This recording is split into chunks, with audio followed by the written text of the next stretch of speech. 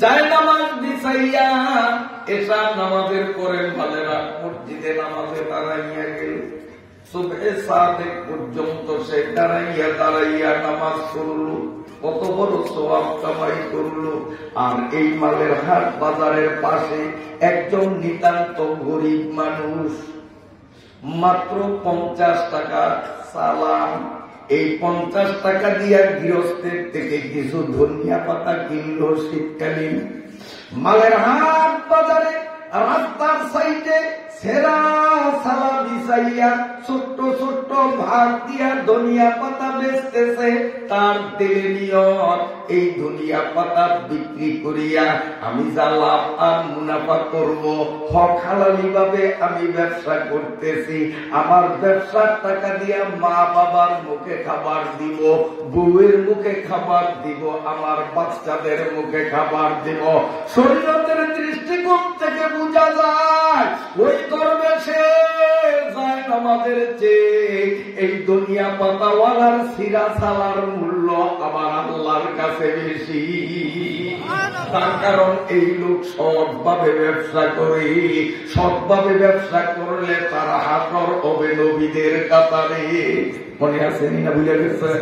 আল্লাহ রব্বুল আলামিন পরওয়ারদিগারে আলমের কাছে দোয়া করি, মাবুদ গো, এই বাজার ব্যবসায়ীদের উদ্যোগে যখন কোরআনের বাজার তুমি মিলাইয়া দিলা, আল্লাহ 2 দিন ব্যাপী তাফসীরুল কোরআনের বরকতে মালের হাট বাজারের ছোট ব্যবসায়ী বড় ব্যবসায়ী সব ব্যবসায়ীদেরকে হক হালালির সাথে ব্যবসা করার তৌফিক দিয়ে দাও।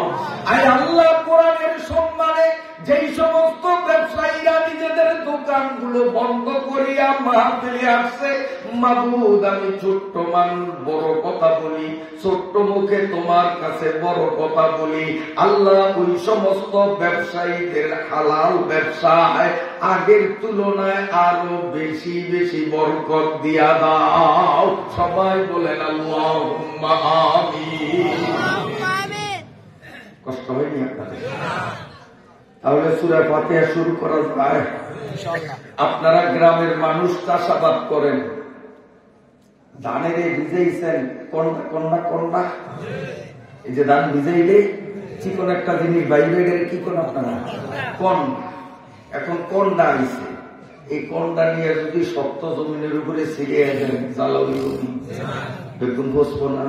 তারপরে কি করেন, নাঙ্গল জুমাল নিয়া গরু নিয়া অথবা পাওয়ার টিলার দিয়া আগে জমিনটাকে চার্জ দেননি, মই দেননি, চার্জ দিয়া মই দিয়া যখন ওইটারে নরম করেন তখন চিন্তা করেন যে এইবার ধান বুনন যায়।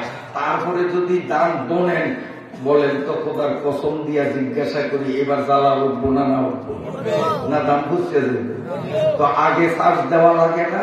তা আমি সূরায়ে ফাতিহার আদি রুমু আদি বুনমু বুনার আগে আমাদের সকলের অন্তরের জমিনদারে একটু চার্জ দিলাম, একটু মই দিলাম, মনটারে একটু নরম করলাম। এখন এই নরম জমিনের মধ্যে আলহামদুলিল্লাহ সূরার আদি রুইয়ে আশা করি গাছ মন নরম হয় না। এই যে হাদিস থেকে যা শুনাইলাম বাংলা ভাষায়, যদি আল্লাহকে বিশ্বাস করে থাকি, নবীকে বিশ্বাস করে থাকি, আমি কসম করে বলতে পারি 100 কি জুয়ান কি বুড়া, কি ধনী কি গরিব, কি আলেম কি পাবলিক, প্রত্যেকের মনটা নরম হয়েছে কিনা আপনারা কি বলেন? আমি তো স্পষ্ট দেখছি অনেক যুবক চোখের পানি বসে। এই যে আমি বয়ান করতেছি, যুবকরা বুলিয়া গোবাদ দিলা, যে যুবকরা ফেসবুক নিয়ে ব্যস্ত থাকে, ইউটিউবের নেগেট ছবি নিয়ে ব্যস্ত থাকে, ক্রামবোর্ডের আর্কায় থাকে, গান বাজনা করে, আজকে নবীজির হাদিস শুনিবা মাত্র ওই যুবকদের চোখ থেকে পানি পড়তে আমি নিজে সাক্ষী। এতেই প্রমাণ আল্লাহর কোরআনের তাসির, আল্লাহর নবীর হাদিসের তাসির সত্য। বাহারে আলমে হুজুরাত দেলো জাতা জমিদারা, বরং আসহাবে সূরতরা বাবু আরবাব মানারা। জমিন নরম হইছে নি, জমিন হারা হইছে নি, তাইলে এবার বীজ বননের উপযুক্ত তো হয়েছে, ঠিক আছে। আসুন আমরা এইবার সূরা ফাতিহার আদিগুনা আরম্ভ করি। বলুন আমার সাথে সাথে, আউযু বিল্লাহি মিনাশ শাইতানির রাজীম। সকলে বলুন বিসমিল্লাহির রাহমানির রহিম। আলহামদুলিল্লাহি রাব্বিল আলামিন আর-রাহমানির রহিম মালিকি ইয়াউমিদ্দিন ইয়্যাকা না'বুদু ওয়া ইয়্যাকা নাস্তাঈন ইহদিনাস সিরাতাল মুস্তাকিম সিরাতাল লাযীনা আন'আমতা আলাইহিম গায়রিল মাগদুবি আলাইহিম ওয়ালাদ-দাল্লিন।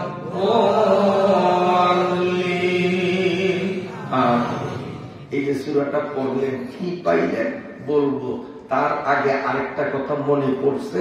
বাজার কেন্দ্রিক মাহফিল হিসাবে এই কথাটাও বলা আমি মনে করি উপকারী হবে। অনুমতি দিলে বলতে পারি, বলবো। এই যে আমরা গাড়ি চালাই, 4 চাকার গাড়ি বা যদি আসছে, এই এলাকায় অনেকে মোটরসাইকেল চালায়, আসেনি? তারপরে অনেকে ওই যে পানি শূন্য মেশিন, পাম্প মেশিন চালায়, নৌকা ট্রলার চালায়, আসেনি? এইরকম লোক এখানে।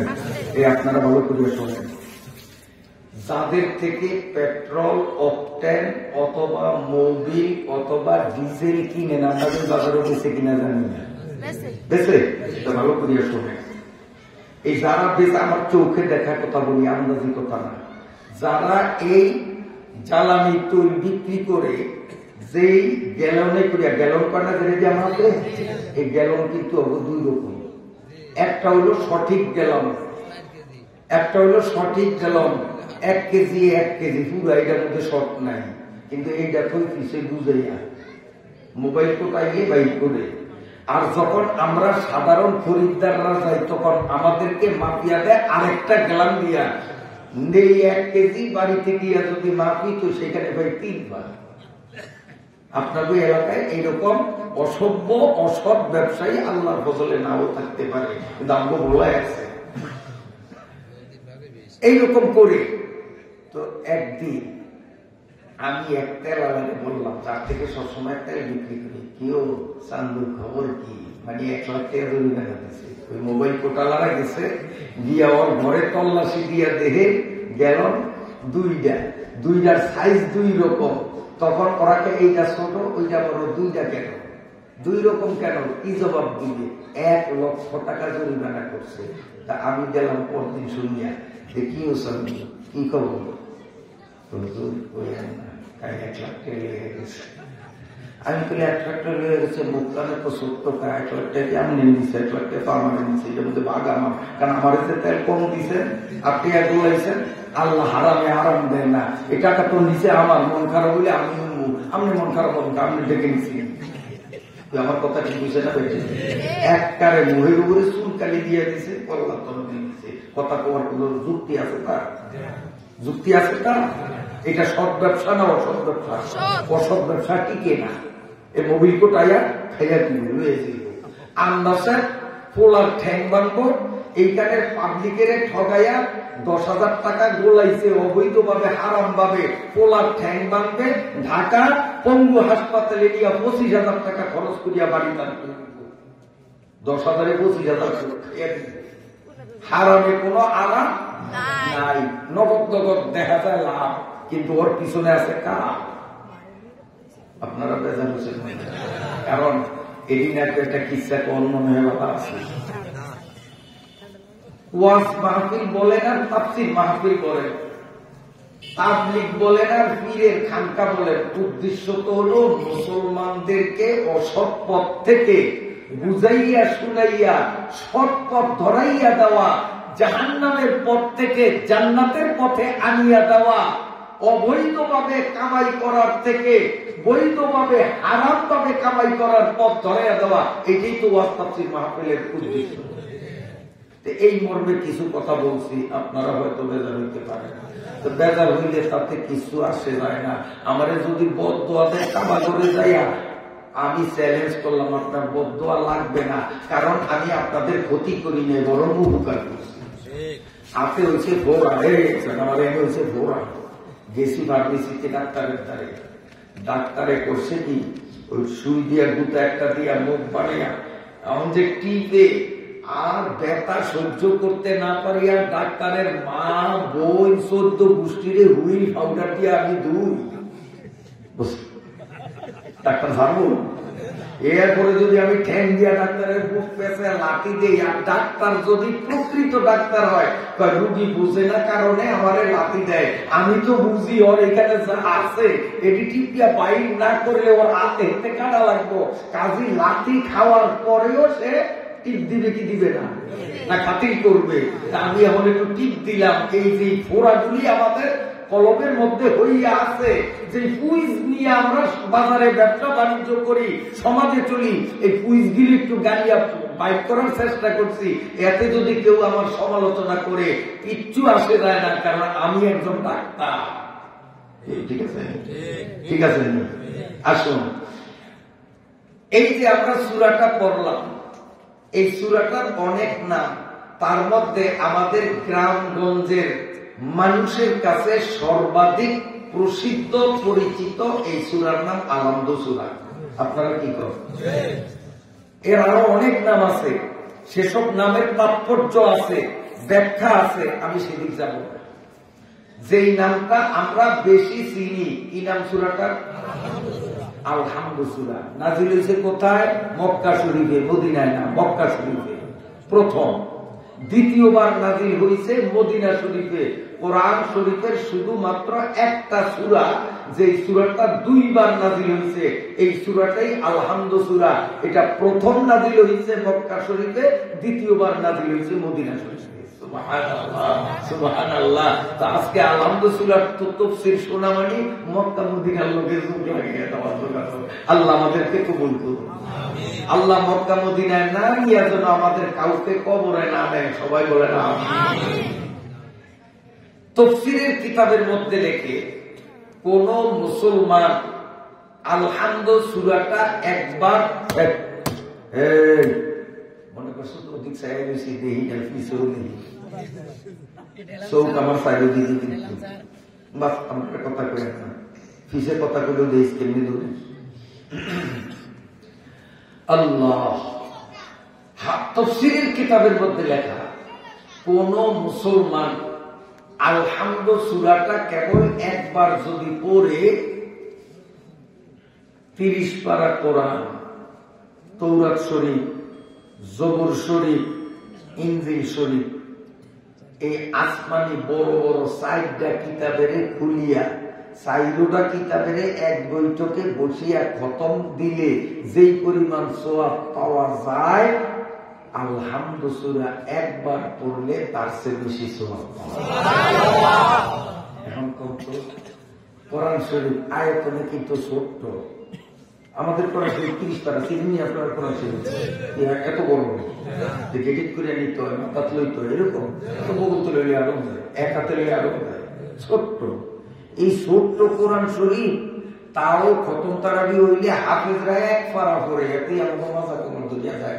বাড়ির খাড়িয়া খালি কোরআমুড়ি দেয়, কত করে রুকুতে যাইব, রুকুতে গিয়ে আল্লাহ আসেনি এই খেলাটা 1 পারা পড়ে, তাই খাড়িয়ে থাকতে পারেন না। আর 30 পারা কোরআন এক বৈঠকে পড়া, তাও ছোট্ট কোরআন। এরপরে তাওরীত শরীফ মুসা নবীর কাছে নাযিল হয়েছে, এটা কত ছোট সাল কিতাবটা।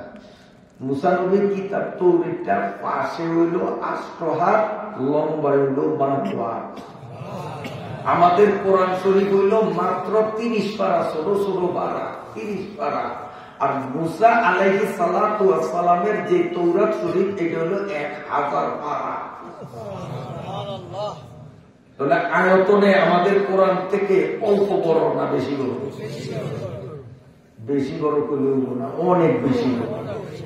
আমগো কোরআন শরীফ পাশে 1 বিঘত, লম্বায় 1 বিঘতের পরে হয়তো আর হাফিজ ফাড়া হইল 30টা, তাও পাতলা পাতলা ফাড়া, এই ব্যাগটা মিলে 2 মোটা। আর মুসা নবীর তৌরাত লম্বা হইল 12 হাত, পাশে হইল 8 হাত, ফাড়া হইল 1000, আয়াত হইল 10 লক্ষ। আর আমাদের কোরআনে আয়াত হইল এক গণনা মতে 6666। কোরআন শরীফের এই 30 পারা কোরআন খতম দেওয়া, এত বড় তৌরিদ খতম দেওয়া, এক বৈঠকে বসিয়া ইনজিল শরীফ খতম দেওয়া, আসমানি 4 কিতাব খতম দেওয়া সহজ বিষয় না, কঠিন বিষয়? অনেক কঠিন, অনেক কঠিন। যদি আসমানি কিতাবগুলি থাকতো আর আমরা এগুলি খুলিয়া পড়তাম, বছরের পরে বছর লাগতো একটা একটা করে খতম দিতে, কি হতো? কিন্তু এখন তো দুনিয়া খুঁজেও পাবো না, কারণ অরিজিনাল কোরআন ছাড়া আর একটাও নেই।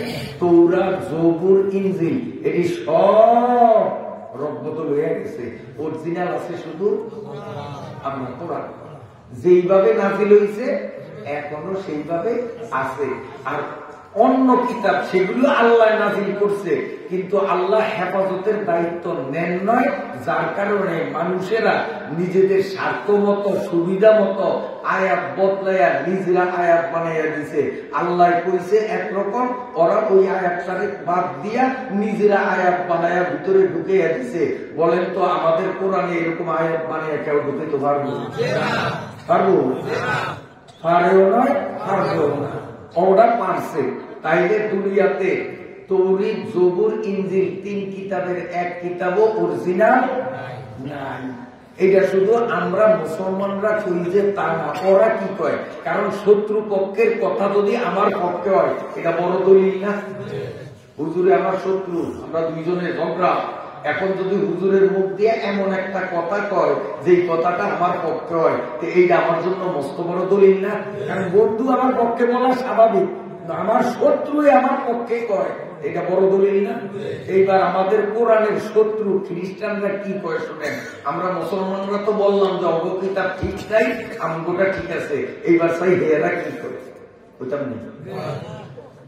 এক খ্রিস্টান সে বলে Bradley the rhetoric and the rhythm of the Arabic of the Quran are so characteristic, so powerful, so highly that any person whatsoever is bound in the nature of things to be but a poor copy of the glittering splendor of the original. Subhanallah.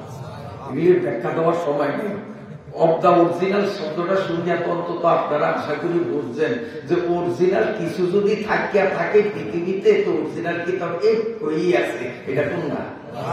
কোরআন। কোরআন আর একটাও original নাই। ওরাই কয় যে আমগোটা original না। শুধু এই পর্যন্তই না, আবার কেউ কেউ বলি there is probably in the world no other book which has remained with superior text. তারা বলে যে এই পৃথিবীতে অবিকল আসমান থেকে যেরকম নাজিল হয়েছে হুবহু ওই রকম কোন কিতাব থাকিয়া থাকলে মুসলমানদের কোরআন ছাড়া পৃথিবীতে আর দ্বিতীয় কিচ্ছু নাই। শুধু এই পর্যন্তই না, আরো কয় we can never say that any theory is final. এটা আমার কথা না, আল্লাহর কথা না, রসুলের কথা না, আমাদের শত্রুর কথা। খ্রিস্টানরা কয় we can never say that any theory is final, but the Holy Quran for Muslim is a book, no doubt it in. চিল্লে বলেন আলহামদুলিল্লাহ। বেগুদে কয় না, মনে করছে হুজুর ইংরেজ জামগুলো আমার গালি দিছে না, বুঝতে তোমার আল্লাহ কয় যায় খ্রিস্টান মানে বড় সালা। আল্লাহ আল্লাহ আপনাদের মেধা, বুদ্ধি, যোগ্যতা আরো সচল বানিয়ে দেন। ওরা বলে we can never say that any theory is final. দুনিয়াতে যত শিক্ষিত হাতে যত রকমের থিওরি আছে, যত রকমের বই পুস্তক, ধর্মীয় হোক, ধর্মীয় ছাড়া অন্য লাইনেরও যত বই পুস্তক আছে, অরিজিনাল বই তালাশ করলে কেবল একটাই পাওয়া যায়, সেটা মুসলমানদের কোরআন। খ্রিস্টান না করে, খ্রিস্টান না করে, এটা বড় দলিল না? আল-বালাগাত ওয়াজ-রিসালাত নিজাম, আল-বালাগাত ওয়াজ-রিসালাত নিজাম, ওয়াজ-জালাত ওয়াজ-ফাসাহাত নিজাম, বুদানে আমার কালামুল্লাহ এদা আকালামে পাকে রৌশন বেগুমা। কোরআন শরীফ যখন নাযিল হইত তখন একদল মানুষ বলতো এটি মুহাম্মদে বানায় বানায় চিন্তা করে করিয়া বানায় আর বেয়ানে কয় যে আল্লাহ নাযিল করছে, নাউযুবিল্লাহ। কারণ কালকে ঢাকার হুজুর হইব, নাউযুবিল্লাহ কইতে হইব। আর যা যদি নাউযুবিল্লাহ আলহামদুলিল্লাহ সুবহানাল্লাহ কনসত হুড় হয়ে যাবে, কাল কইতেন কইবেন বান্ড খালি হয়ে যাইব। এই জন্য বুদ্ধিমানী পরিচয় দিচ্ছেন, কম নয়। কইলে কমিয়া যাইব, কইলে কমিয়া যাইব, কালকে মনে হয় কইতে পারবেন না। তো জোরে করেন না সুবহানাল্লাহ, জোরে বলেন। কি হয়েছে জানেন? আপনারা যেরকম সুবহানাল্লাহ কইছে, ওই দোয়ান এখনো খোলা রাখিয়া দোয়ানো হইয়া, ওই বেড়াও তো মুসলমান, কথাগুলির প্রতি তারও বিশ্বাস আছে, সেও সেইখানে সুবহানাল্লাহ আপনাগুলোকে কিন্তু কইছে। কিন্তু তার সুবহানাল্লাহ আর ময়দানে যারা আছেন তাদের সুবহানাল্লাহ কত বেশ কম। আপনারা সুবহানাল্লাহ একবার বলছেন, খাতার মধ্যে ৪৯ কোটি সুবহানাল্লাহ জমা হয়েছে। বাজারে, দোকানে, বাড়িতে, রাস্তায় দাঁড়াইয়া যারা সুবহানাল্লাহ একবার বলছেও একবার, তার খাতায়ও লেখা হয়েছে একবার। আর আমরা মাঠে বসিয়া যারা বলবো একবার বা বলছি একবার, খাতায় কয়বার? ৪৯ কোটি বার। তো মাঠে আইসা ঠকছি না দেখি, যারা আসে না এরা খুব বুদ্ধির পরিচয় দিছে, খুব ঠকছে। একবার কইয়া একবার পাইছে, আর আমরা একবার কইয়া ৪৯। আমি বলতেছিলাম অরিজিনাল আছে কোনটা? কোরআন। আর বাকি গিলি তো অরিজিনাল নাই। এটি প্রথম দিন করতে। আর যদি আমাদের কোরআনের মতো অরিজিনাল থাকিয়াও থাকতো, তারপরেও কি এত বড় বড় কিতাব এক বৈঠকে বসে এখন সম্ভব হইত? এই জন্য তাফসীরের কিতাবের মধ্যে লেখা, মুসলমান প্রত্যেক নামাজের মধ্যে তোমরা যে আলহামদু সূরা পড়ো, কি পড়ো একটু কান খুলিয়া শোনো। আলহামদুলিল্লাহর দাম কত একটু ভালো করিয়া শোনো। একবার যদি তুমি আলহামদু সূরা পড়ো, চাই নামাজে পড়ো, চাই ওয়াজের মাঠে পড়ো, চাই তুমি বাড়ি যাওয়ার সময় পথে হাঁটতে হাঁটতে পড়ো, অথবা রাত্রে বিছানায় শুইয়া পড়ো, ২৪ ঘন্টার যে কোনো মুহূর্তে একবার যদি তুমি আলহামদু সূরা পড়তে পারো, কোরআন শরীফ, তৌরাত শরীফ, ইনজিল শরীফ, আরেকটা কি জবুর শরীফ, এই ৪খানা কিতাব খতমের চেয়েও বেশি সওয়াব তোমার আমল নামায় জমা হয়। ইসাআদাত বজুরে তাজুয়ে নিস, তানা বক্সা দো খোদায়ে বক্সিন্দা। মজার একটা কথা তাফসীরের কিতাবের মধ্যে লেখা আছে, কাহারো জ্বর, আপনার উদ্দেশ্য জ্বর আছে?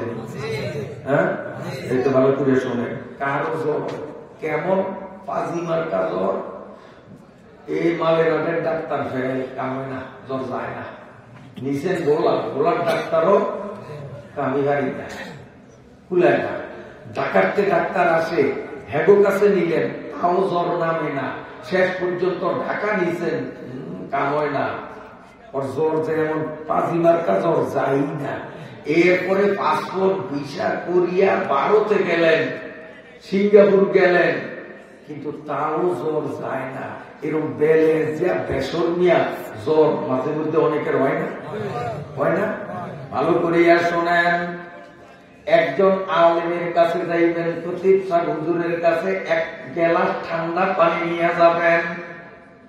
খতিব সাহেব হুজুর বিসমিল্লাহ বলিয়া গ্লাসটা হাতে নিয়া হিসাব রাখিয়া কমও না বেশিও না 40 বার আউযু বিসমিল্লাহ সহ আল হামদু সূরাটা পড়বেন। প্রতিবারই বলেন আমিন বলিয়া একটা ফু দিবেন, আবার শুরু থেকে আমিন বলিয়া ফু। এইভাবে কয়বার? 40 বার। একজন বুজুর্গ আলিম আপনার দেওয়া গ্লাসটা হাতে নিয়ে আলহামদু সূরা 40 বার পড়িয়া 40টা ফু দিলে গ্লাসটারে ঢাকিয়া একই এবং বিশ্বাসের সাথে বাড়িতে যাবেন। আমার দিকে তাকান। এমন মাস বেড়ামিয়া বছর বেড়ামিয়া যার জ্বর মুডে ছাড়ে না, আমার দিকে তাকান। হাতের তালুতে যেই পরিমাণ পানি ধরে এই পরিমাণ পানি লইয়া ওই জ্বরে আক্রান্ত ব্যক্তির নাকে মুখে খুব জোরে মারবেন, আবার একটু নিবেন, আবার মারবেন, আবার একটু নিবেন, আবার মারবেন। সকালে এমন, দুপুরেও এমন, বিকালেও এমন। এরপরে জলুয়া বেড়া লেপকাই দিয়া শুইয়া থাকবে। পরদিন সকাল বেলায় দেখবেন মালেরা চায়ের দোকানে বসিয়া দিব্যি আপনাদের সাথে গল্প করে তার জ্বর না। এগুলি পরীক্ষিত আমল, পরীক্ষিত আমল। দুনিয়ার ডাক্তাররা যেখানে ফেল, সূরা ফাতিহা সেখানে পাস। এই জন্য সূরা ফাতিহা আল হামদু সূরার গুরুত্বপূর্ণ একটা নাম রয়েছে, সূরাতুশ শিফা, রোগ মুক্তির সূরা। কি নাম বলেন? কি নাম? রোগ মুক্তির সূরা। এই সূরার প্রথম আয়াত হলো, আমার সাথে পড়ুন, বিসমিল্লাহির রাহমানির রাহিম। এই হলো 1 নম্বর আয়াত। বিসমিল্লাহ আলহামদু সূরা 1 নম্বর আয়াত। আল্লাহ না করুক এই পশ্চিম এশিয়ার মানুষ যারা কৃষি কাজ করেন, কষ্ট হয় আপনাদের? আলহামদু আমরা তো শুরু করি নাই, আলহামদু হবে বিসমিল্লাহ মধ্যে গেছে। এখন যদি করো হুজুর পারি না, আমি কি করতাম? ওরা হয়ে গেছে, চলবে পুরা পুরা শুনবেন ইনশাআল্লাহ। একটু বিসমিল্লাহটা শুনে। যদি পশ্চিম এশিয়ার কৃষক ভাইরা বিল ধান লাগিয়েছে, এক একটা গোসা পোড়া পোড়া সবুজ কি সুন্দর, কিন্তু প্রত্যেকে যেন গজব ব্যাপক লাগছে। ধানের থোরগুলি খালি কাটে, থোর করেন আপনারা? ধানের বীজ কাটে, থোর কাটে, কীটনাশক দামি দামি ঔষধ স্প্রে করেন, কিন্তু পোকা মরে না। যত দামি দামি ঔষধ দিতেছেন, এগ্রিকালচার ডিপার্টমেন্টের পারদর্শী ব্যক্তিদের পরামর্শ নিয়ে বিদেশ থেকে আমদানিকৃত অতি দামি মূল্যবান ঔষধ স্প্রে করলেন, কিন্তু তারপরেও পোকা মরে না, খালি ধান কাটে, ধান কাটে। আমি আপনাদের বলবো, প্রতিটা হুজুরের কাছে দৌড়াইয়া আসবেন, একটা কলম নিয়ে আসবেন, একটা সাদা কাগজ নিয়ে আসবেন। বুজুর্গ আলেম বিসমিল্লাহির রহমানির রহিম বলিয়া কলম আর কাগজটারে রেডি করিয়া ওই সাদা কাগজের মধ্যে লিখবে বিসমিল্লাহির রহমানির রহিম, বিসমিল্লাহির রহমানির রহিম, বিসমিল্লাহির রহমানির রহিম। শুধু এইটাই লিখবে। কয়বার? 100 বার। কয়বার? আলহামদু সূরার 1 নম্বর আয়াত বিসমিল্লাহির রহমানির রহিম বুজুর্গ আলিম তার কলমে 100 বার সাদা কাগজে লিখবে। এরপরে কাগজটা আপনার হাতে যখন দিবে, আপনি কাগজটাকে সযত্নে ইয়াকিনের সাথে ভক্তি ও মহব্বতের সাথে এইভাবে মোড়াবেন, ভাঁজ করবেন। এইভাবে ভাঁজ করিয়া এই কাগজটাকে পলিথিন দিয়ে পেঁচাবেন।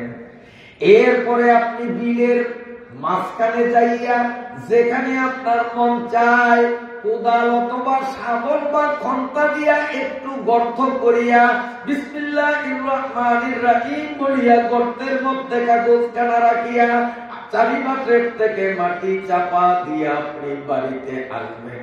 পরদিন বিলে গিয়া দেখবেন পোকার কোনো চিহ্ন না।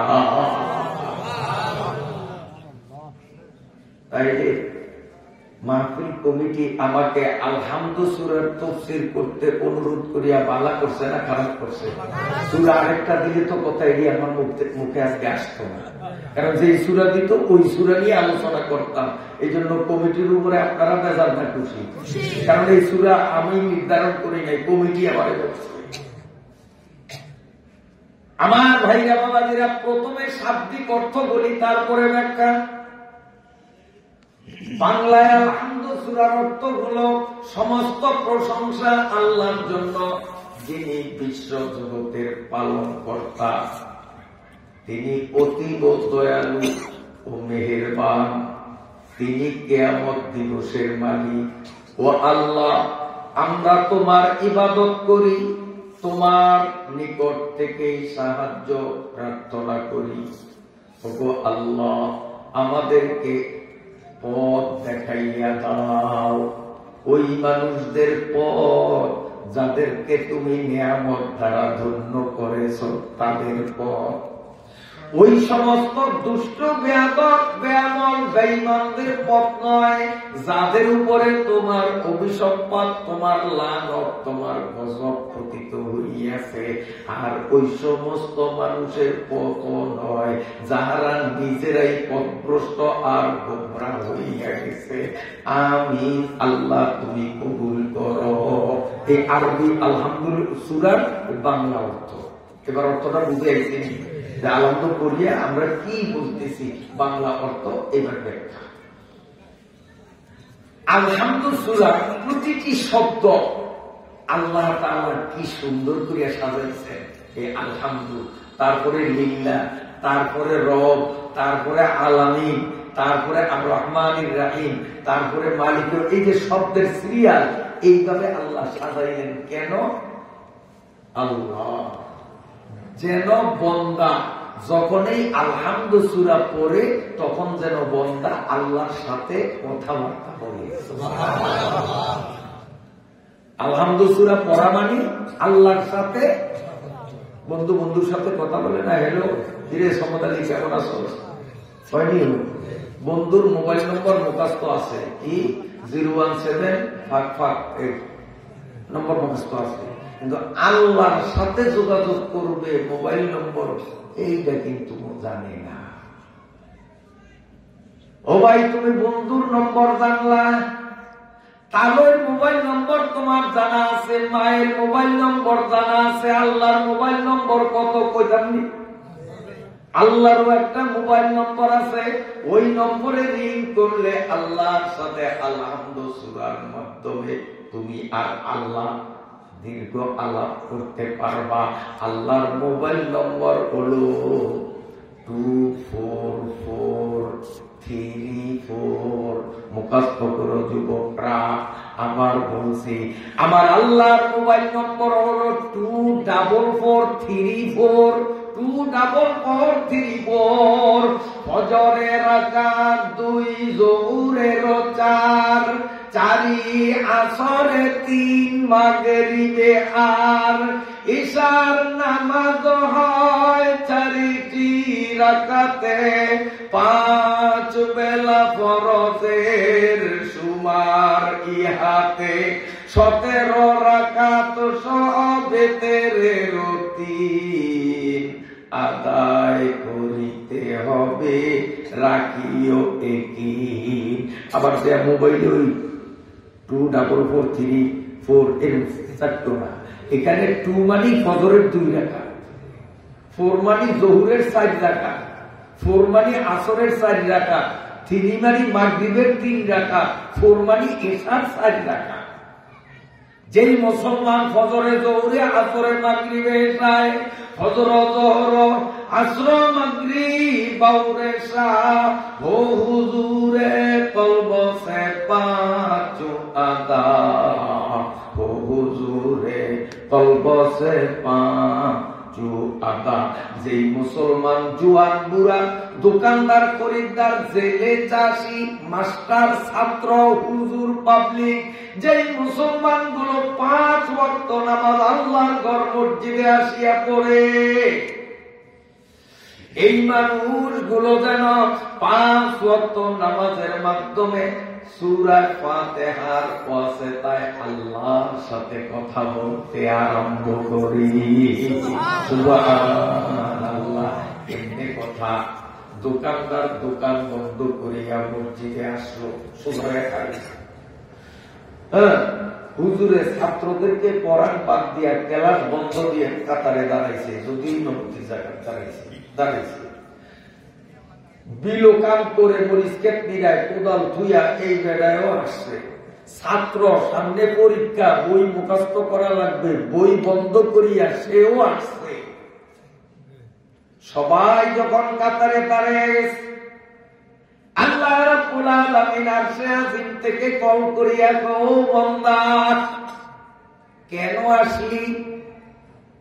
কেন আসলি? তুই দোকান খোলা রাখলে তো 20 কাপ চা বেচতে পারতি, দোকান বন্ধ করিয়া কেন আসলি? ও কসমেটিকের দোকানদার, তুমি তো অন্তত 200-500 টাকার মাল বেচতে পারতা, তুমি তোমার দোকানের জাম বন্ধ করিয়া কেন আসলা? এ খতিব সাহেব, তুমি কেন আসলা? তোমার ছাত্রদেরকে 2 পৃষ্ঠা সবক পড়াইলে কত উপকার হইত।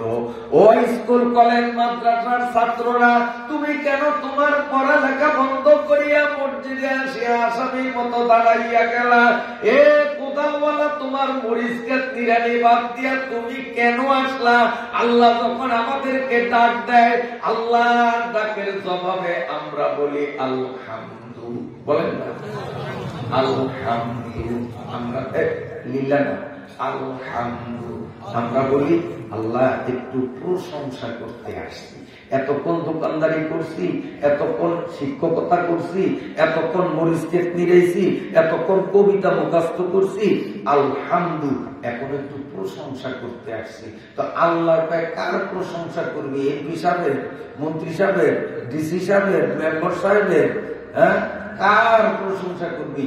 আমরা জবাবে বলি লিল্লাহ। ও মাবুদ, কোন মাখলুকের প্রশংসার জন্য দোকান বন্ধ করি না, লিল্লাহ একমাত্র আপনি আল্লাহ, আপনার প্রশংসা করার জন্য আসলাম। আল্লাহ খুশি হইবে না বেজার হইবে? ও আল্লাহ, আমার দোকান, আমার কারবার সব কিছুকে ব্রেক মারিয়া আমি এইখানে আসামির মতো দাঁড়াইলাম। লিল্লাহ একমাত্র মাবুদ, আপনার প্রশংসা করতে অন্য কারণ না। আল্লাহ তখন জিজ্ঞাসা করে, এরে বান্দা, দুনিয়ার সমস্ত কারবার বন্ধ করিয়া আমার প্রশংসা করতে কেন আসলি? যতক্ষণ আমার প্রশংসা মসজিদে দাঁড়াইয়া করবি, এতক্ষণে মরিচ ক্ষেতের 3 পাল্লা কোপাইতে পারতি। বিলের তো মসজিদ আইব, আবার নামাজ পড়িয়া বিলও যাইব, এই ক্যাফের মধ্যে আরো 3 পাল্লা উঠাইতে পারতো না? সার দোয়ানালায় আন্না হইলেও 20-25 কাপ চা বেচতে পারতো না? আল্লাহ বলেন, কি ব্যাপার, তোমাদের কামকাজ বন্ধ করিয়া আমার প্রশংসা করবা এমন পাগল কেন হইলা? কে আমার প্রশংসা করার জন্য তোমারে বাধ্য করলো, শেষে আনলো? আমরা জবাবে বলি, মাহমুদ কেউ ধাক্কায় আনে নাই, শেষে আনে নাই, নিজের মন থেকে আসছি। তার কারণ আপনার অনেকগুলি নামের মধ্যে একটা নামে আমরা আপনারে চিনি, আপনি হলেন রব, মানে পালেন। রব মানে কি? আপনি প্রতিপালক, আপনি পালেন। আল্লাহ বুঝছি, আমি শুধু তোরে পালি, আর কারণে তো না। আমরা বলি না গো মাবুদ, আপনি শুধু মানুষ পালেন না, আপনি আসমানে, জমিনে, জমিনের পেড়ে, বায়ুমণ্ডলে যত মাখলুক আছে সমস্ত মাখলুকের আপনি পালেন। আপনি শুধু রব না, আপনি হলেন রব্বুল আলামিন, গোটা জগতের রব। পালে কে? আল্লাহ। কেমনে পালে একটু ব্যাখ্যা দিই। আমরা পালেন, মুরগি পালেন, পালেন, তাইলে সহজে বুঝবেন। হাঁসে ডিম পারে দিনে না রাত্রে? হ্যাঁ, আর মুরগি কেন? কোনদিন জিজ্ঞেসেন আসে রে ব্যাগকে তোর পাশে মুরগিটা কি সুন্দর আরামে ঘুমায়, দেখতে দেখতেও তো শিখে। তুই মুরগিরে দেখতে শিখতে পারস না? তুই ঘুমাস টাকা, তুই সারা রাত খালি কল কত কালি পোকো আছে, একটারে বার করিয়া ঘুম যাস টাকা। হাঁসের এরকম প্রশ্ন করলে হাঁসে কইব, ও আল্লাহর বান্দা তুমি তো বুঝো না, আল্লাহ রব্বুল আলামিন সমস্ত মাখলুকের তিনি পালেন, রিজিক দেন। আমার পেটের মধ্যে আল্লাহ তোমার রিজিক ঢুকিয়ে দিছে, এই রিজিকটার নাম কি? ডিম। শোনা মুখ বললাম মুখি ডিম আন্ডা, কেউ গ্যারাম হয় আন্ডা, টাউনে উঠলে হয় ডিম, আর হোটেলে গেলে হয় মাছুলি। দেখেন না, এক আমলে আসি মাতারি, মহিলা করে মাতারি করতো না মুখ বলায়। আরেকটু উন্নতি হইয়া এবার মাতারি না, মহিলা। আরেকটু আধুনিক হইয়া এবার হলো ম্যাডাম। এরপরে আরো আধুনিক হইয়া এবার হচ্ছে ডিস্কো। আসলে এই ডিস্কো না হইয়া মাতারিরা মাতারি খাওয়ানিওয়ালা আছে। তার কারণ মাতারিরা যতদিন মাতারি আছে ততদিন পর্যন্ত দর্শনের কোন সংবাদ আমরা পাই না। দর্শন বোঝেন যে না, জোর করিয়া ইজ্জত নষ্ট করা, এগুলো পুরাতন আগের আমলে এগুলি আছে। এখন খবরের কাগজ পড়লে, ফেসবুকে ইউটিউবে ঢুকলে অমুক জায়গায় নারী নির্যাতন, অমুক জায়গায় অমুকের মায়ারে দর্শন। এগুলির কারণ কি? ওই যে আমার মাতারি নেই, ডিস্কো হইয়া গেছে। ডিস্কো আর মাতারি বোঝেন না। আমার নিজের চোখে দেখা, আমি সত্য মায়ে দেখছি গোসলের পরে ঘরের পিছনে সুপারি বাগান, এই তার পরনে শাড়িটা গাছে গাছে টাকা দিয়ে বাঁধতো। তা আমরা তো ছোট, আমাদের মা উডানো কত জায়গা টাটকা রই তাড়াতাড়ি শুকিয়ে যেত, কাপড়টা বাগানো মেলে ঘরের নিচে, উডানো এত জায়গা থাকতো।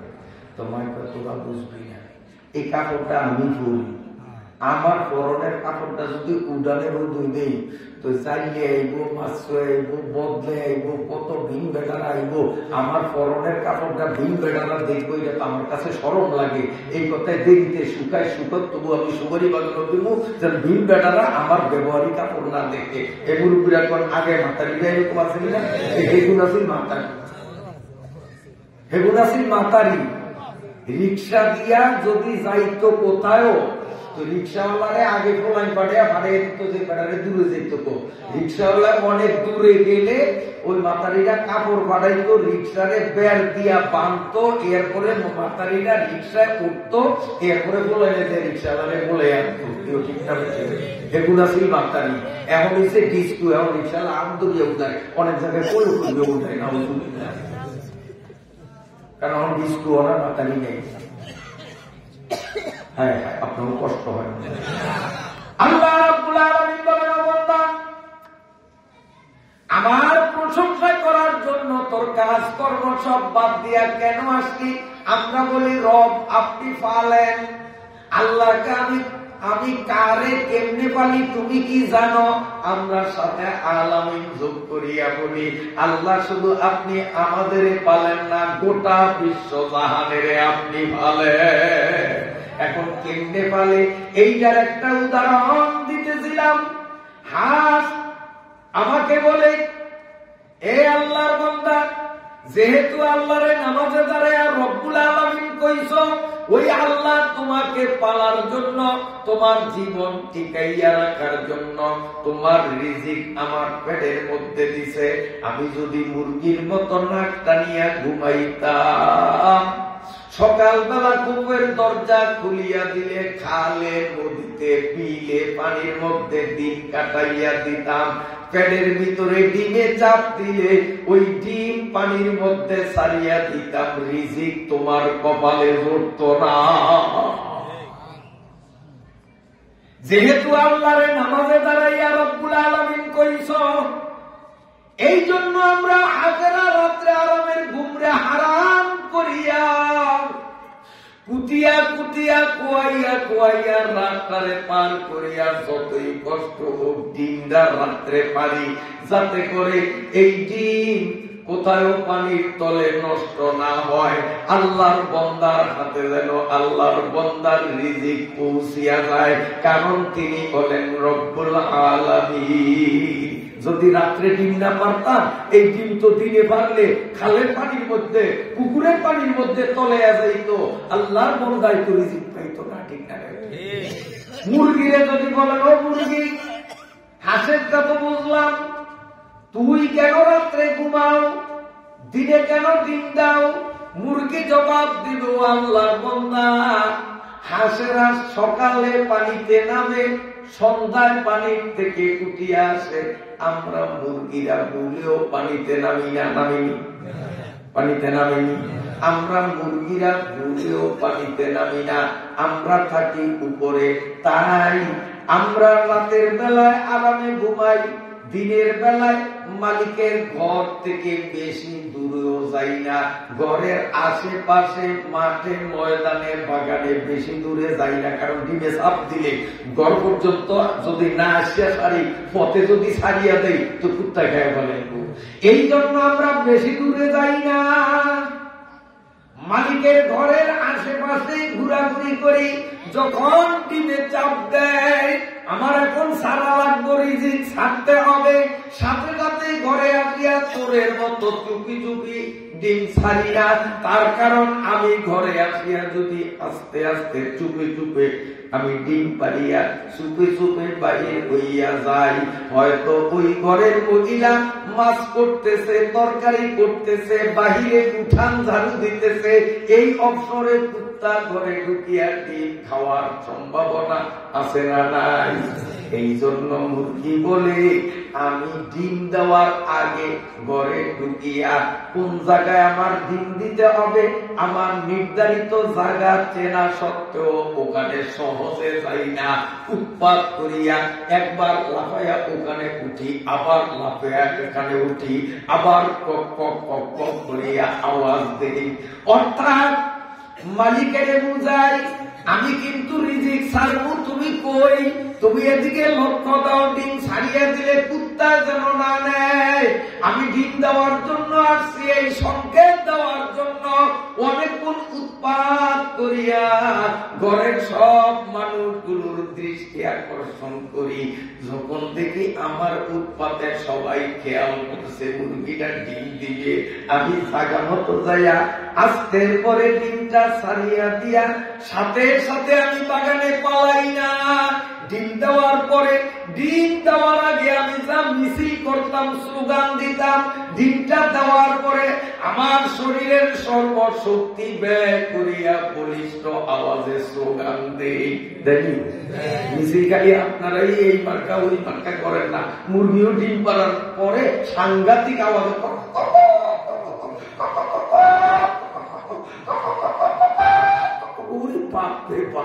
মিছিল করে নিও। কেন কেন মিছিল করে? ওই ঘরের মহিলারে বুঝাইতে চায় আমি কিন্তু রিজিক জায়গা মতো থুইছি, তুমি মাছ কোনা বন্ধ দিয়া তাড়াতাড়ি এইটারে হেফাজত করো, নইলে কিন্তু কুত্তায় নিয়ে যাবে। আল্লাহ বলেন রব্বুল আলামিন, আল্লাহ তোমারে পালার জন্য আমার পেটে রিজিক দিছে, ওই রিজিক জায়গা মতো দিছি, তাড়াতাড়ি তুমি হেফাজত করো। এখন বুঝলেন মুরগি কেন দিনে ডিম দেয় আর হাঁসে কেন রাত্রে ডিম পারে? ডিম তো বহু খাইছেন, আল্লাহ দিকে চিন্তা করছেন কোনদিন? তাফাক্কারু ফি খালকিল্লাহ ওয়া লা তাতাফাক্কারু ফিল্লাহ। আল্লাহ মাখলুক নিয়া চিন্তা করতে আল্লাহ নবী খুশি, আপনার কষ্ট হবে না। আর এই হাঁস আর মুরগি নিয়ে চিন্তা করলে এই ওয়াজ তো শেষ করতে পারব না, খোসা আরেকটা দিতাম নি। এরপরে জানো আর রহমানের রহিমের মধ্যে দেবো দেবো। আমি যেহেতু অনেক হাঁস মুরগি পাই, আমার একটা শখ, আদার আমি খাওয়াই, আমি বাড়ির তাকে মাতারি করে তারাও যেতে দিই না, আদার আমি খাওয়াই আলহামদুলিল্লাহ। তো খাওয়াই যে হুদা না হে তো কেমনে মুরগির সামনে যখন কোন খাবার ছিটাইয়া দেওয়া হবে তখন দেখা যায় খেলা রাওয়ায় আরেকটা রাওয়া যদি থাকে ওইটা ভিড়ের উপরে কামড় দিয়া পশম ছুড়ে দেয়, ওইটাও কম না, ওইটাও এইভাবে পশম খাড়া করিয়া দুইটা ওরে লড়াই, এই যে মুরগিরা কিন্তু সব খাইয়া ওই দুইটা লড়াই করে। আপনারা দেখছেন কিনা? এদিকে কিন্তু সব বর্ডার পাচার করে মুরগিরা, এই তারা দুইজনে কিন্তু কেউ কেউ ছাড়তে না। আবার এই মুরগি একটা হেনে পাশের একটাই যদি এনে আইলে এইটা মুরগি ওইটারে আবার একটা ফুট করে একটু মাঝে দেয়। পারে না? মুরগিরে কিন্তু কুটকুরে ঠোকর মারিয়ে দেয়। আমি খাটে খাটে চাই রাওয়ায় মুরগিরে ঠোরকায় না, মুরগি রাওয়ারে ঠোরকায় না, রাওয়ায় আরেক রাওয়ারে ঠোরকায়, মুরগি আরেক মুরগিরে ঠোরকায়। ব্যাপারটা কি, রহস্যটা কি, চিন্তার বিষয় কিনা কর। আমি চিন্তা শুরু করলাম ব্যাপারটা কি। আল্লাহ আমার মধ্যে জবাব দিয়ে দিচ্ছে, কোন আলহামদুলিল্লাহ। আপনারা জবাবটা পাইতেন সামনে। আমি চিন্তা করিয়া বাইর করছি, যে এই রাওয়াটায় মুসলমানদেরকে বুঝাইতে চায়, ও মুসলমান নারী পুরুষ, এই আমাদের দিকে চাও, আমি এক রাওয়া, ও এক রাওয়া, আর এটি হলো মুরগি। তো রাওয়া হইল স্বামী আর মুরগি হইল স্ত্রী। স্বামীদের কাম হইল যে অন্যরে দমন করিয়াও নিজের বউকে হেফাজত করা, এটা হলো স্বামীর দায়িত্ব। বউরে দুর্বল পাইয়া তারে নুনের থেকে চুন্না করতে গেড়ি ধরিয়া কোরআনির আসার দেবকা দিয়া, আপনার কথা সে নাই মনে হয়, হ্যাঁ, পাবজা পাতালে ঘুষাইয়া বলা যদি কোন হাসপাতালে 7 দিন শিখতে আসেনি বউ নিয়ে। মরদ বুঝাইতেছে মুরগিগুলো আমার বউ, আমি হইলাম স্বামী। কাজে স্বামী হিসাবে আমার দায়িত্ব হলো বউদের সাথে ঝগড়া না করা, বউদের সাথে খারাপ ব্যবহার না করা। এই জন্য আমি একটা মুরগিরে জীবনে কোনোদিন কামড় দেই না, ঠোকর দেই না, রাওয়ায় রাওয়ায় ঝগড়া করি, কিন্তু বউর সাথে কোনো ঝগড়া নাই। আর মুরগিয়ে বুঝায়, ও দুনিয়ার মুসলমানরা তাকাইয়া দেখ, আমরা মুরগির দল হইলাম বউ, আর রাওয়া হইল আমাদের স্বামী। আমরা বউ রাওয়া স্বামী, অতএব বউ হিসাবে স্বামীকে সম্মান করতে হবে, স্বামীর সাথে বেয়াদবি করা যাবে না। এই কারণে আমরা জীবনে ভুলে কোন রাওয়ারে আঘাত করি না। কিন্তু বেয়াক্কেল কমাক্কল অসভ্য কিছু মুসলমান মহিলা আছে যারা শুধু স্বামীরে গোলাপের দুধ গোলাপও বলে না, লাঠি দিয়া পর্যন্ত পিটায়। এমন অসভ্য বউ সমাজে এর সব রাবিয়া বুঝছি। অসভ্য বউ স্বামীরে মারে, ইট মারে, হাতের দ্বারা যা পায় তা দিয়ে আঘাত করে, কিছু না পায় টুকলা চুপতে ধরে আছে না। আর মুখে তো যা বলে আমরা বক্তারা ফেল, এরা আমার সোচেতা বক্তা, আরো যে কি কয় আমার মুখ দিয়ে এই উচ্চারণ করতাম না, আছে না না। মুরগিগুলো বুঝাইল রাওয়াগুলি আমাদের স্বামী, স্বামীর সাথে বেয়াদবি চলে না। এই জন্য